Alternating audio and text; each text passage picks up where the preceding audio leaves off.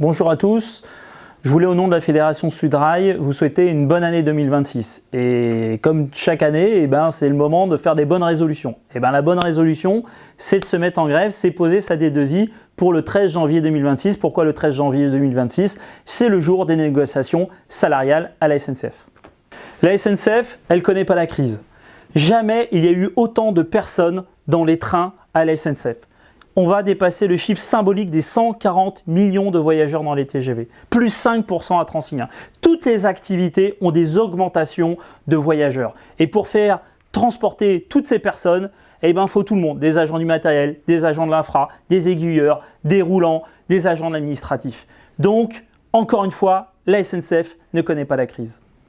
Résultat des courses, on va sûrement annoncer en 2025 2 milliards de bénéfices.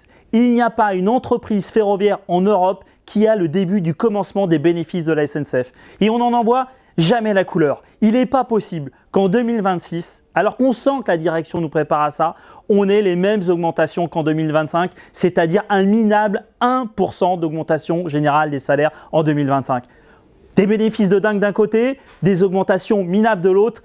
Il faut qu'on renverse la table, il faut qu'on renverse la vapeur. Le 13 janvier, il faut nous donner de la force le jour des négociations salariales, il faut vous donner de la force. Chacun peut mettre sa petite pierre à l'édifice et la direction va scruter les pourcentages de grévistes, va regarder le nombre de D2I, elle va regarder le nombre de personnes qui ira au pied du siège de la direction pour lui mettre la pression. Donc on compte sur vous, on compte sur nous. Le 13 janvier, on se met en grève et on change le rapport de force et on va enfin arracher une augmentation de salaire digne de ce nom à la SNCF. Cheminot en colère!